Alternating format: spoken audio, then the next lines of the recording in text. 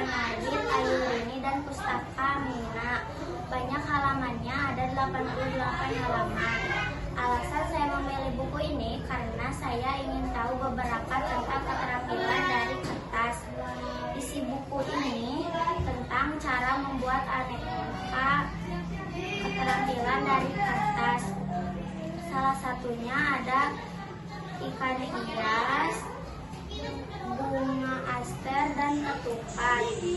Hikmahnya dalam buku ini adalah kita jadi tahu tentang aneka keterampilan dari kertas lipat. Tanggapan saya tentang buku ini adalah buku ini sangat bermanfaat bagi saya karena saya jadi tahu cara membuat dari kertas lipat.